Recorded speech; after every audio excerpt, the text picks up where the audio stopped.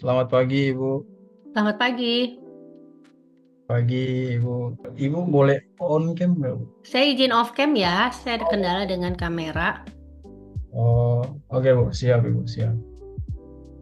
Eh, Terima kasih ya, Bu, udah mau luangkan waktunya, Ibu. Jadi kami ada tugas dari kampus gitu, Bu. Tugas kami itu job analisis sesuai dengan judul kami. Jadi kami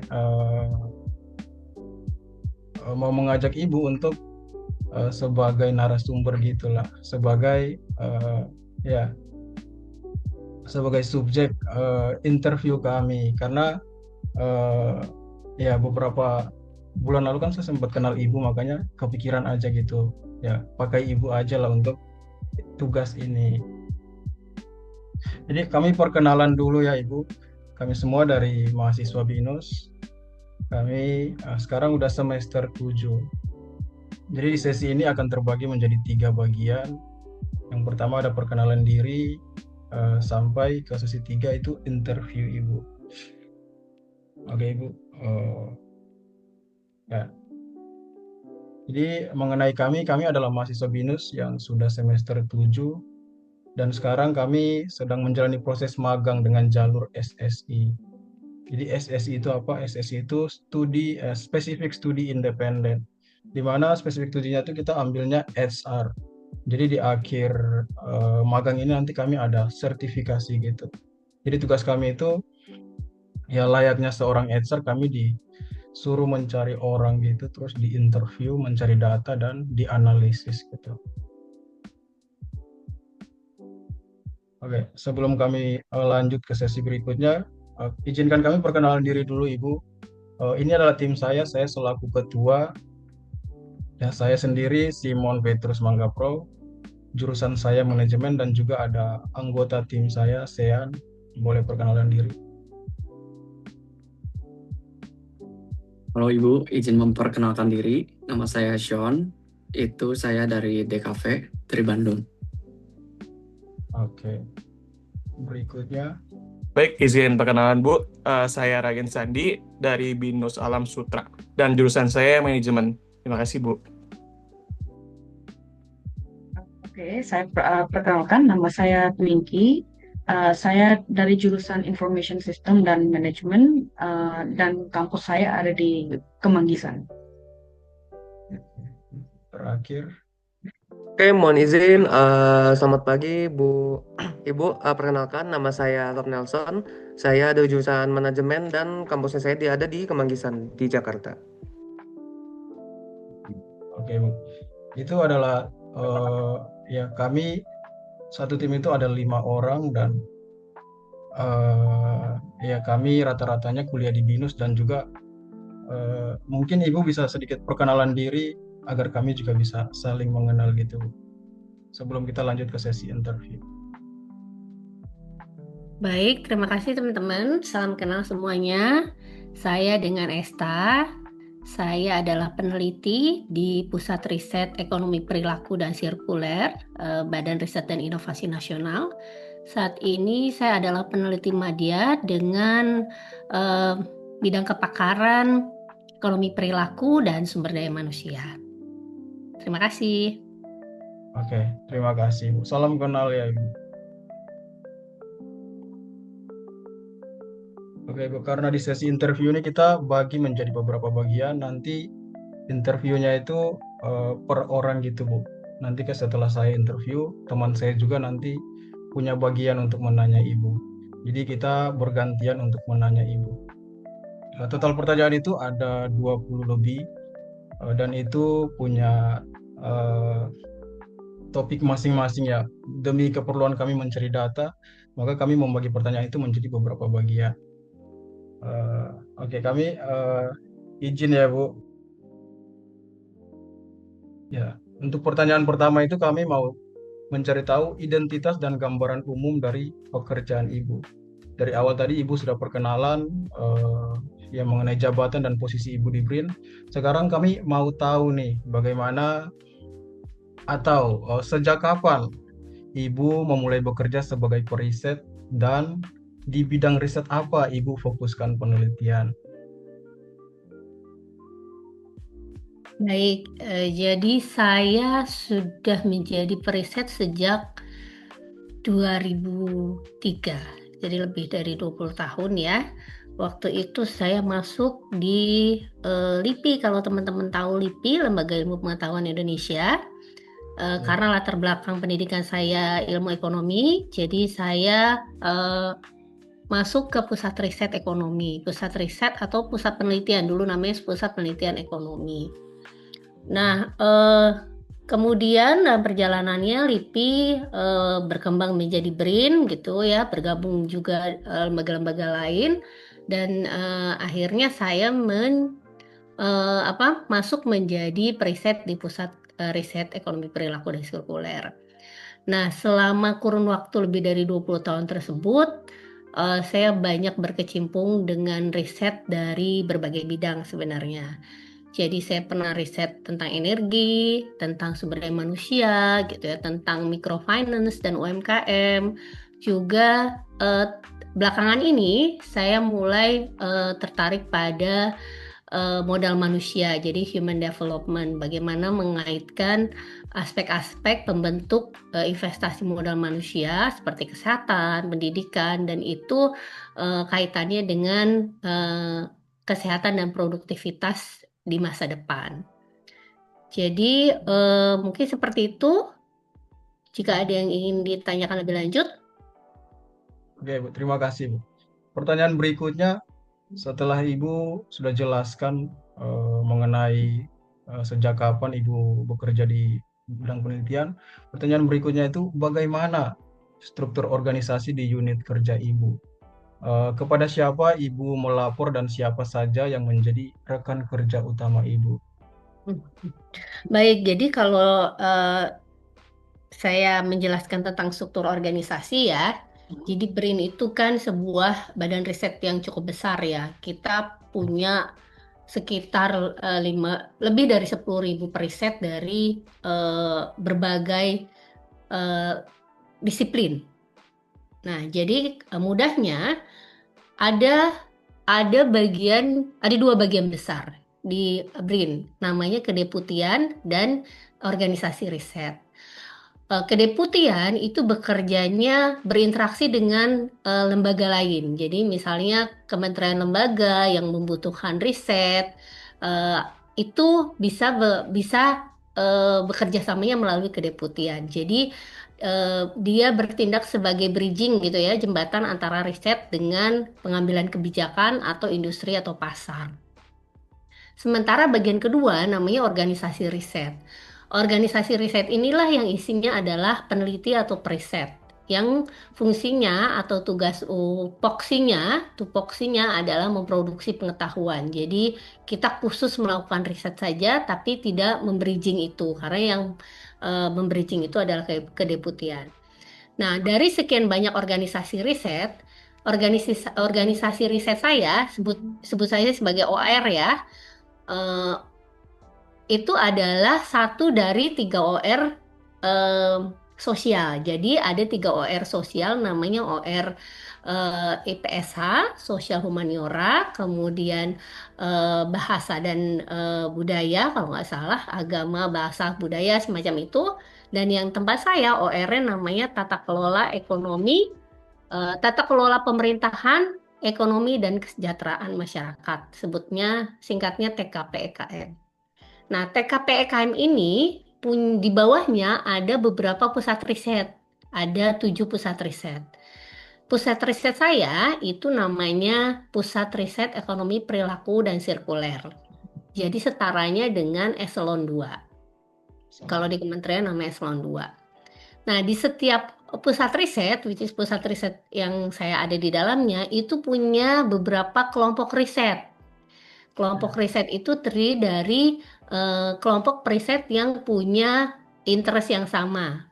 Jadi kalau di PR saya, pusat riset saya itu ada 6 pusat riset, ada 6 KELRIS. Jadi kalau di saya namanya KELRIS kelompok riset ekonomi perilaku. Ada lagi kelompok riset ekonomi sirkuler, KERIS ekonomi biru, KERIS ekonomi hijau, KERIS ekonomi pertanian, dan KERIS agribisnis. Yang membedakan adalah eh, area of interest kita. Kita bisa memilih kita mau berada di carriers mana. Nah, setiap kelompok riset itu berbeda-beda jumlahnya. Jadi secara total pusat riset yang ada di tempat saya itu ada sekitar 170 riset. Nah, saya melapor ke siapa? Saya sebagai periset, peneliti, itu saya langsung melapor kepada kapus saya, Kepala Pusat Riset. Jadi saya misalnya punya KPI gitu ya, diturunkan oleh si Kepala Pusat Riset, setiap orang itu harus menghasilkan misalnya berapa publikasi. Nanti di akhir periode saya harus melaporkan realisasi dari kinerja saya tersebut kepada Kepala Pusat Riset, yang kemudian Kepala Pusat Riset itu hasilnya akan di-pool lagi, digabung lagi untuk menjadi hasil dari OR. Jadi kapus saya itu melapornya ke Kepala OR, Kepala Organisasi Riset, TKP EKM tadi. Jadi seperti itu berjenjang nanti sampai di akhir periode SBRIN itu ada berapa hasil hasil publikasi dan segala macam bentuk output ya. Ada publikasi, ada paten, ada invensi dan lain sebagainya. Jadi seperti itu. Oke Bu, siap. Jadi ya setelah ini nanti dilanjutkan oleh teman saya Bu. Kita persingkat-singkat aja ya pertanyaannya. Boleh dilanjut ke poin B. Baik Bu, izin melanjutkan rekan Simon. Izin bertanya Bu, sebagai periset, apa saja kegiatan yang rutin Ibu lakukan setiap hari atau setiap minggu di BRIN ini Bu? Mungkin sederhananya kalau teman-teman sedang melakukan tugas akhir gitu ya, skripsi, itu kurang lebih seperti itu. Jadi di awal periode itu kami mengajukan usulan riset gitu ya, bikin proposal, kita melakukan literatur review, kemudian kita konstruk metodenya, instrumennya. Nanti kalau sudah jadi proposalnya kita realisasikan menjadi riset gitu. Jadi nanti pengumpulan data, pengolahan data, dan analisis. Dari analisis habis itu nanti kita submit menjadi jurnal atau publikasi. Nah itu tidak bisa setiap hari atau setiap minggu. Jadi seluasnya kita saja membagi beban kerjanya. Oke, baik Bu. Dari kegiatan-kegiatan tadi, yang menurut Ibu itu paling penting dari pekerjaan Ibu tuh di bagian mana ya Bu, kalau boleh tahu? Sebenarnya semuanya penting ya. Jadi desainnya, metodologinya penting. Karena kalau metodologinya udah salah, ketika pengumpulan data, juga kita akan menghadapi kendala. Dan juga di analisisnya. Jadi instrumen itu penting metode. Tapi pada saat kita pengumpulan data, itu juga karena banyak faktor eksternal kadang-kadang yang mempengaruhi hasil dari pengumpulan datanya. Nah itu yang perlu dimitigasi. Nanti kalau menurut saya sih metode dan pengumpulan data. Jadi kalau ketika sudah pengolahan dan analisis, itu udah sesuatu yang memang mau nggak mau udah nggak bisa dirubah lagi gitu, dengan bekal yang sudah kita punya yang memang harus jadi hasilnya. Ibaratnya kalau masak ya bahannya udah ada ya harus jadi gitu. Baik Bu. Berarti selama kegiatan-kegiatan tadi tuh Ibu tuh jauh lebih sering individu, kelompok, atau bahkan Ibu pernah sampai kolaborasi antar lembaga pemerintahan Bu? Semuanya. Oh, ya, baik. Semuanya. Jadi kita harus bisa bekerja individu, kita harus juga bisa bekerja teamwork. Dan kita tidak hanya bekerja dengan satu lembaga, tapi juga banyak yang harus bekerja dengan lembaga lain. Baik Bu. Dari Ibu kan berarti ini sudah banyak banget ya Bu ngerjain kayak kegiatan-kegiatan ini. Nah, ada nggak sih Bu yang paling berkesan gitu buat Ibu selama 20 tahun ini Bu bekerja atau berkecimpung lah di riset-riset ini Bu, di BRIN atau sejenisnya? Banyak sih yang berkesan ya. Saya suka melakukan riset yang berhubungan dengan komunitas. Misalnya komunitas nelayan, komunitas petani, itu melihat mereka secara langsung gitu ya, mengetahui apa namanya, nilai-nilai mereka gitu. Itu membuka wawasan bahwa kadang pikiran kita itu ternyata tidak bisa selurus dan sepragmatis apa yang kita pikirkan gitu, bahwa mereka itu ternyata punya banyak aspek yang memperkaya dan mempengaruhi keputusan mereka ketika mereka melakukan misalnya kegiatan ekonomi dan lain sebagainya. Banyak sih Mas. Apa ya? Saya nggak inget salah satunya apa. Tapi mostly benar-benar kayak berkesan lah ya, semuanya setiap proyek itu pasti ada hal-hal berkesannya ya Bu berarti. Mm-mm. Dan Apalagi kadang kan itu kita harus jalan ya, harus kemana-mana. Jadi ya termasuk jalan-jalannya menyenangkan, suka dukanya. baik Bu, terima kasih untuk bagian saya. Selanjutnya akan dilanjutkan oleh rekan saya, Sean. Terima kasih Bu. Sama-sama. Kalau Ibu, saya izin melanjutkan pertanyaannya, Ibu. Mm-mm. Nah, menurut Ibu, keterampilan teknis apa yang paling dibutuhkan dalam pekerjaan Ibu? Nah, ini penting ya. Yang pertama, keterampilan dalam critical thinking ya. Critical thinking dan bukan memetakannya. Karena banyak sekali aspek yang harus kita lihat. Kita perlu untuk mencari, dan kalau kita kayak menyusun puzzle, kita harus bisa menghubungkan, tapi juga menggabungkan. Jadi critical thinking. Yang kedua, problem solving. Karena banyak apa yang kita desain itu kadang-kadang tidak berjalan seperti apa yang kita inginkan. Jadi kita harus mikir gimana ya cara menyelesaikannya supaya tetap achieve goal-nya. Itu yang pertama. Kemudian dalam implementasinya sebenarnya skill apa namanya, berinteraksi, bersosialisasi gitu itu juga penting menurut saya, karena kita akan bertemu dengan orang dari berbagai latar belakang, pendidikan gitu, dari yang kementerian mungkin pejabat sampai masyarakat yang masyarakat umum itu kan butuh pendekatan yang berbeda.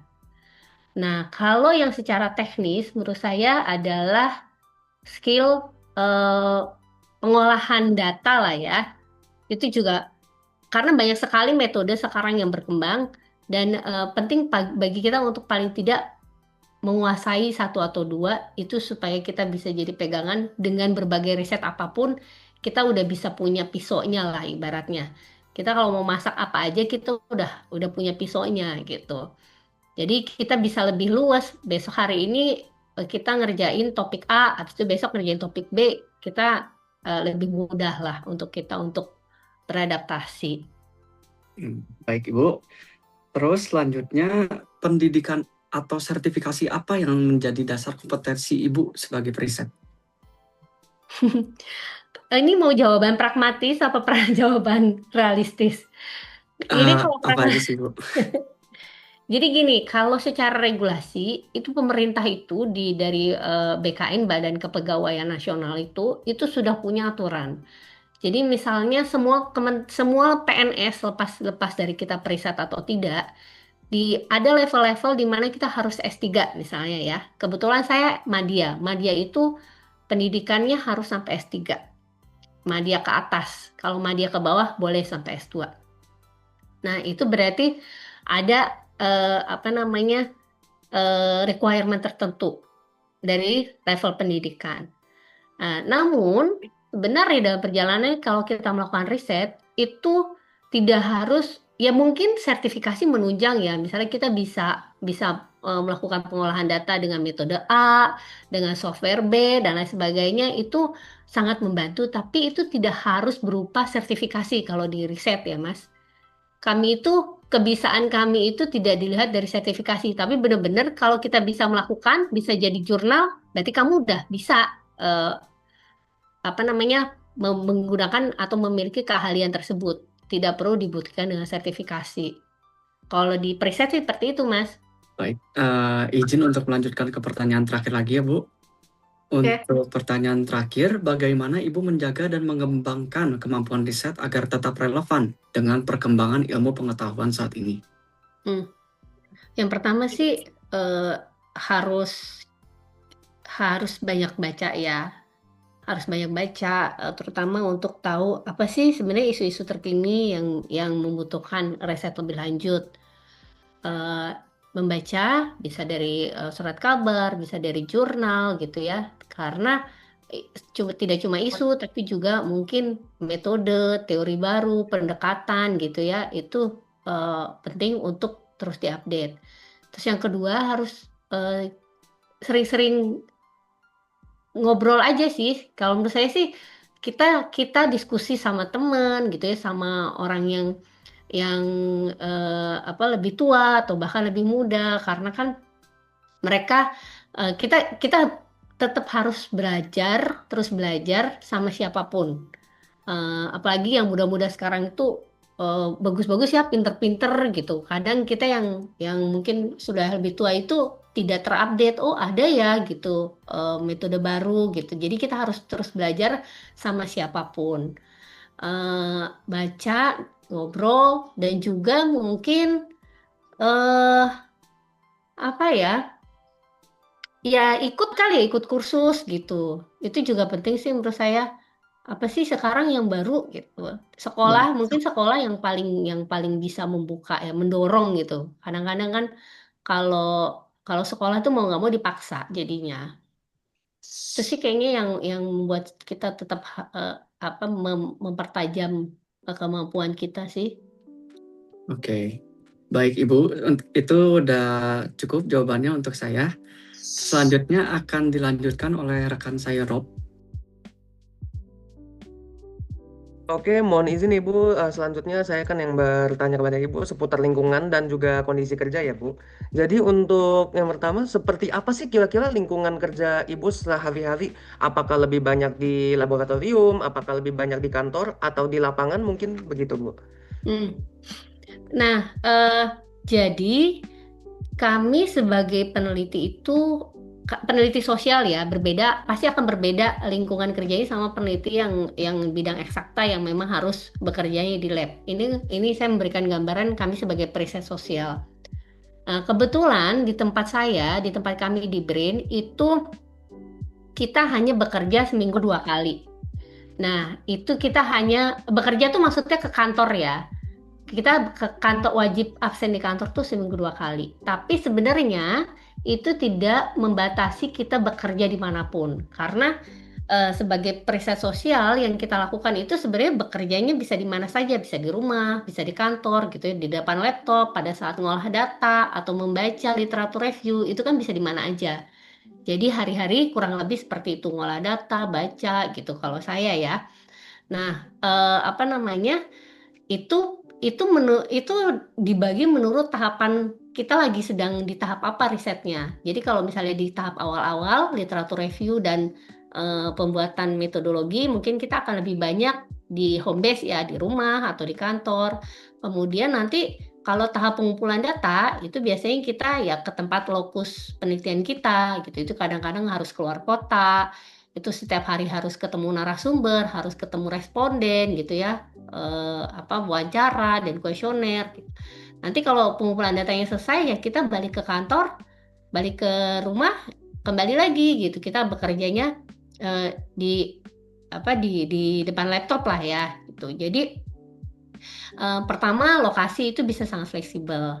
Dan kedua, kalau lingkungan kerja di kantor, kebetulan di tempat kami itu bentuknya co-working space. Jadi kayak open space gitu, kayak kalau bayangan teman-teman mungkin kayak di library gitu ya, kita punya meja yang siapa saja bisa menggunakan. Jadi kita kalau ke kantor itu ya kita bisa duduk di mana aja, bekerja di mana aja gitu. Eh, Kalau ada rapat sama teman-teman bisa gitu, kadang-kadang janjian. Jadi lingkungannya tuh sangat cair. Kalau di tempat saya ya, dengan peers atau rekan-rekan peneliti itu kita harus bisa kerja sendiri. Tapi kalau emang kita harus kerja bareng, rapat gitu, ngomongin diskusi ya kita nanti ngumpul gitu. Seperti itu sih. Oke, baik Bu. Dan kemudian untuk risiko, nah kira-kira tuh ada nggak risiko atau tekanan kerja tertentu dalam menjalankan kegiatan penelitian Ibu? Resikonya sebenarnya pertama pada saat pengumpulan data itu kan kita kebanyakan di luar kantor ya, dan itu bisa di area-area yang remote area. Nah, ya itu paling resikonya kayak gitu, resiko kecelakaan gitu. Kadang kita harus melewati laut, gitu. Itu resikonya seperti itu. Udah harus tetap menjaga kesehatan karena kan kalau di lapangan itu kita nggak mesti dapat asupan yang baik sebaik kalau kita di rumah. Nah, resiko yang kedua mungkin lebih ke eh, resiko dalam artian karena kami itu kan kinerjanya KPI kami itu publikasi ya. Nah, publikasi itu kan misalnya kita sudah melakukan riset, kita sudah membuat jurnal, terus kita submit. Nah, itu kan sesuatu yang di luar kendali kita. Apakah jurnal itu akan diterima atau tidak. Nah, jadi resikonya kadang-kadang kita mengalami banyak rejection gitu ya, ditolak.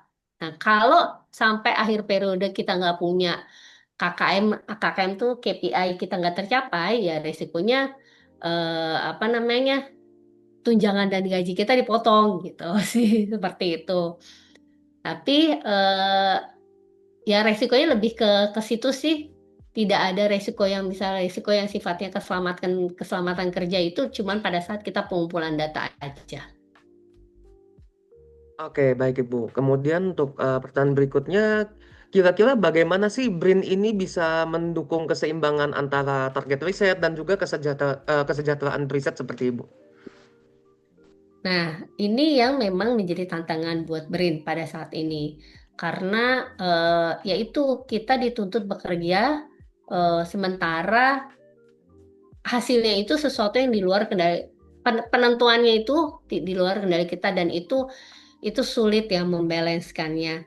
Kalau menurut saya sih perlu ada revisited lah ya, harus dikaji lagi bahwa kan kalau kita melakukan kegiatan itu ya, anggap saja aktivitas itu sebagai input. Nah, outputnya kan harusnya adalah output dari aktivitas tersebut ya. Sementara kalau jurnal itu kan itu udah lebih ke outcome gitu yang akan menggunakan, tidak langsung gitu. Nah, itu yang membuat ritme kerja di BRIN ini menjadi kurang ideal sebenarnya. Kalau menurut saya, ya harusnya sih lebih didorong untuk mencapai output dulu nih yang langsung gitu, yang outcome itu bukan menjadi penilaian kinerja. Itu yang gimana ya, kalau pengen dibalansinya ya itu butuh perubahan kebijakan di tingkat yang paling atas ya, menurut saya sih. Oke, baik Ibu. Dari saya pertanyaan sudah cukup. Untuk pertanyaan berikutnya akan dilanjutkan oleh rekan saya Twinkie. Silakan Twinkie. Oke, baik Bu. Saya izin bertanya tentang evaluasi kinerja dan pengembangan talenta dari perusahaan Ibu ya. Pertama itu saya mau tanya, bagaimana cara kinerja Ibu dievaluasi oleh institusi, kayak misalnya jumlah publikasinya, patennya, atau proyek risetnya seperti itu. Baik, jadi seperti yang tadi sudah saya sebutkan beberapa kali bahwa KPI itu kita adalah publikasi. Nah, jadi di awal periode kita membuat rencana kinerja namanya ya, rencana hasil kerja RHK. Itu kita masukin berapa banyak riset yang memang kita rencana lakukan, berapa banyak publikasi yang ingin kita hasilkan gitu ya, berapa banyak kegiatan yang sifatnya non penelitian, misalnya penugasan seminar gitu atau conference dan lain sebagainya seperti itu. Nanti di akhir periode kita harus mengisi namanya capaian.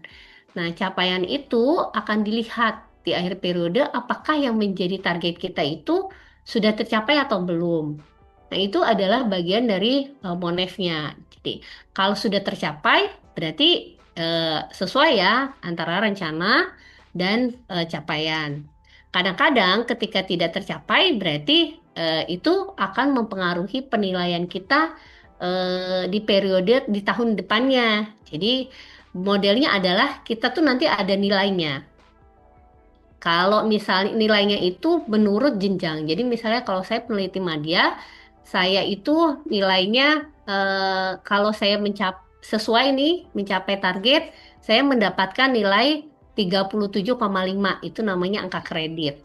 Nanti di bawah saya nilai maksimalnya 25, di atas saya nilai maksimalnya 50 gitu. Jadi ada nilainya. Kalau saya nggak mencapai, ya berarti nilai saya akan bisa bisa lebih rendah daripada itu. Kurang lebih seperti itu kalau untuk monitoringnya. Nah, kenapa nilai itu bisa selain nilainya dilihat dari target dan capaian, itu ada penilaian capaian yang disesuaikan dengan levelnya. Jadi misalnya gini gambarannya, saya sebagai peneliti media, capaian saya minimal publikasinya adalah Q2. Teman-teman mungkin tahu kan tentang publikasi Scopus Q2 gitu ya, Q1, Q2 gitu ya. Jadi kalau di atas saya namanya peneliti utama itu dia harus punya publikasi Q1. Saya di bawahnya dia harus punya publikasi Q2. Di bawah saya muda itu publikasinya Q3, semacam itu. Jadi ada jenjang-jenjangnya. Nah, ukurannya selain pakai Scopus, kita di BRIN juga ada ukuran reputasi publikasi. Jadi, misalnya Q1 itu belum tentu di BRIN itu publikasi tinggi, bisa saja menengah, atau Q2 bisa saja di BRIN jadi publikasi tinggi gitu. Jadi, ada penilaian, ada ukuran atau indikator dari konten kinerja saya, gitu, semacam itu, Mbak. Oke, makasih Bu.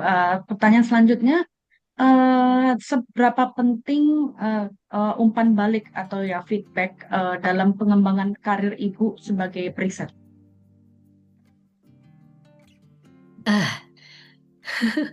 Ini yang kurang ideal. Sebenarnya umpan balik itu penting. Dalam organisasi lain ya itu menjadi sangat penting karena itu menjadi bagian dari upaya improvement lah ya. Nah, cuman kalau di tempat kami kalau tercapai ya sudah, apapun umpan baliknya itu sebenarnya menjadi tidak relevan karena sudah ada ukuran itu. Jadi kalau tercapai ya sudah tercapai, mau umpan baliknya kayak gimana ya tidak akan berpengaruh. Tapi kalau tidak tercapai, even ada umpan balik, ya kita langsung, kita kan dipotong nih gajinya. Jadi ya umpan baliknya, sebenarnya umpan balik itu menjadi tidak relevan karena itu sudah langsung termonetasi gitu loh dengan pendapatan kita. Jadi kalau nggak nyampe ya potong, kalau nyampe ya berarti nggak dipotong. Jadi kita udah langsung sadar aja bahwa lepas dari umpan balik kayak gimana ya kita udah tahu, oh ini ya karena kita nggak nyampe nih kinerjanya, ya besok kita upayakan biar bisa nyampe lah gitu. Jadi umpan baliknya nggak terlalu ngaruh ya. Oh, oke, baik Bu. Oke, pertanyaan selanjutnya itu kecuali umpan saya balik mau tanya. kecuali umpan balik dalam hal publikasi. Kalau misalnya kita submit publikasi itu kan suka ada dibalikin ya review gitu, perbaiki gini-gini, nah itu baru ngaruh. Oh, oke, baik. Oke, pertanyaan selanjutnya itu saya mau tanya bagaimana BRIN ini memotivasi atau mempertahankan periset berpengalaman agar tetap produktif dan loyal terhadap lembaga. Yang pertama mungkin posisi kami sebagai PNS itu udah punya nilai value added bahwa ya kita secure gitu loh sebagai PNS. Tapi sebenarnya dengan penilaian kinerja yang sekarang ada itu mau nggak mau memecut kita untuk mempertahankan posisi kita gitu di BRIN, karena kalau nggak tercapai itu akan punya konsekuensi yang cukup panjang. Nah, mempertahankan loyalitas itu mungkin seperti ya kita pertama diberikan keleluasaan ya, seperti tadi dalam jam kerja, dalam ritme kerja itu menurut saya sih value added yang masih menjadi salah satu pertimbangan utama teman-teman tetap berada di BRIN. Terus yang kedua, sebenarnya ada banyak kesempatan ya untuk mengembangkan diri, misalnya kerjasama secara internasional atau ikut training apapun itu sangat didorong, walaupun kita harus berjuang sendiri. Tuh. Terus yang ketiga mungkin peluang untuk sekolah. Jadi mungkin ada beberapa individu yang memang passionnya meriset, passionnya senang belajar, itu tentu akan menjadi sesuai sekali gitu kalau di BRIN, karena kita didorong untuk terus sekolah gitu. Jadi mungkin itu juga salah satu pertimbangan orang mau masuk ke BRIN, karena peluang untuk bersekolah tuh besar.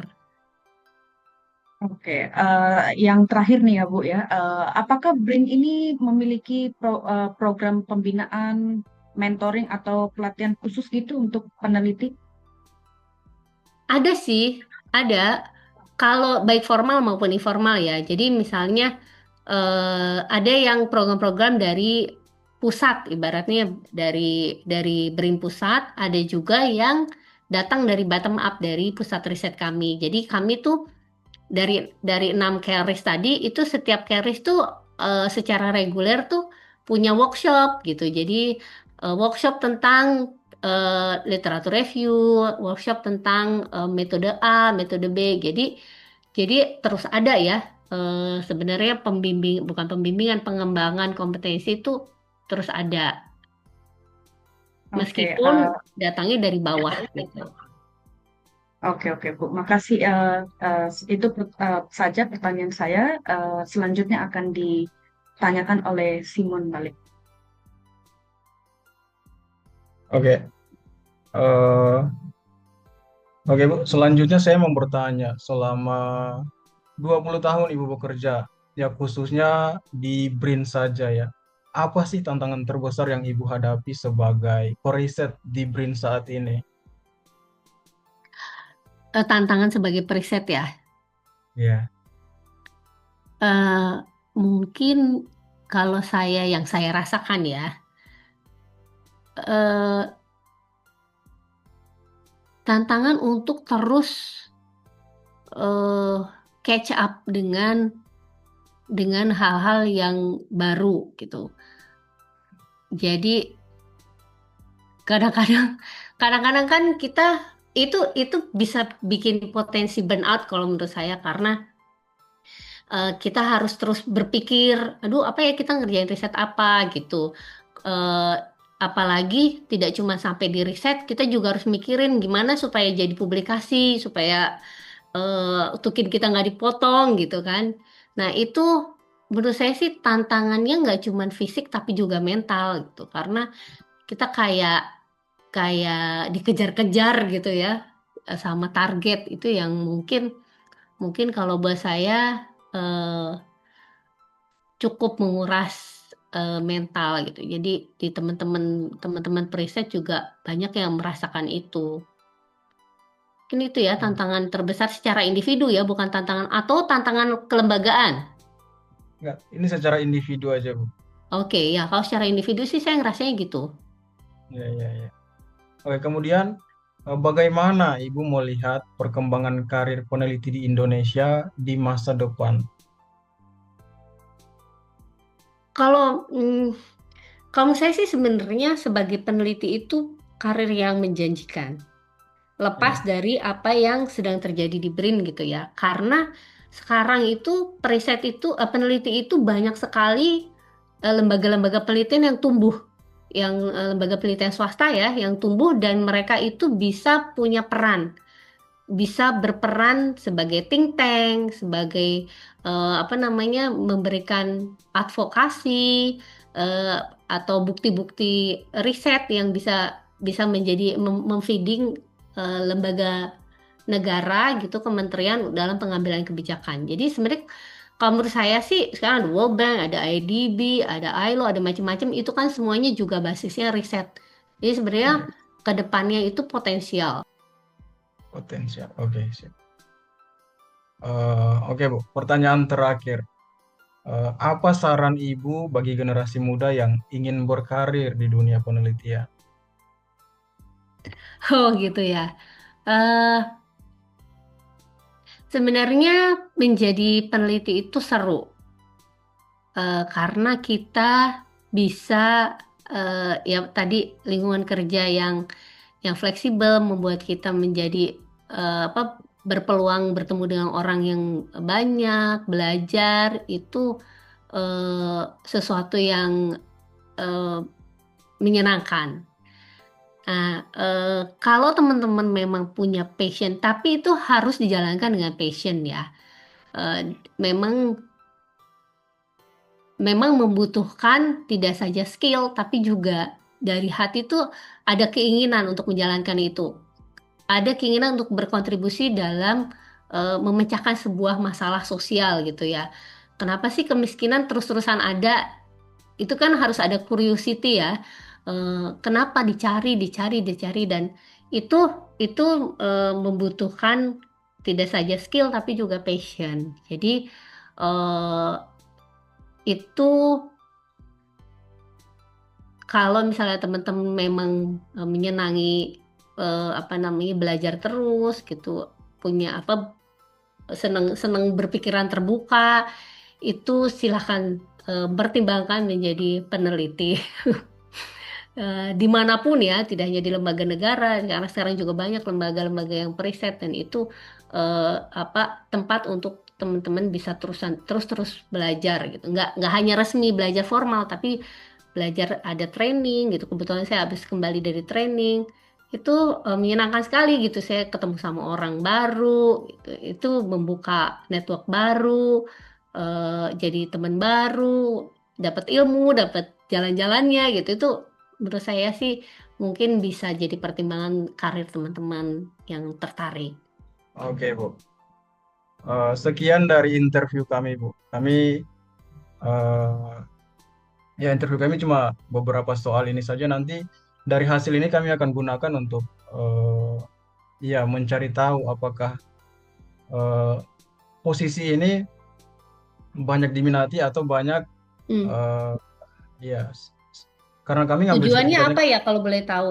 Tujuan dari proyek ini tuh apa? sesuai dengan judul kami. Ya, karena kami ngambil sertifikat itu sertifikat HR gitu kan, Bu. Jadi kami ditugaskan itu buat cari orang nih untuk interview orang itu melalui job analisisnya. Kita analisis pekerjaannya. Dan tujuannya dari itu kita setelah dapat data kita tentukanlah layaknya seorang HR, kita tentukan apakah job ini ya cocok untuk orang ini dan job ini apa saja yang dibutuhkan, spesifikasi apa aja nih yang perlu dimiliki oleh orang ini untuk menduduki atau menempati job ini gitu. Jadi tujuannya itu kita dilatih seperti HR pada umumnya gitu, Bu, untuk cari kandidat, cari orang yang sesuai dengan job yang mau kita kasih gitu. I see. Ya bagus. Jadi teman-teman belajar untuk menjadi HRD ya. Gimana kalau ngerekrut orang gitu. Oke, good Jadi luck gitu. ya. Oke, Bu.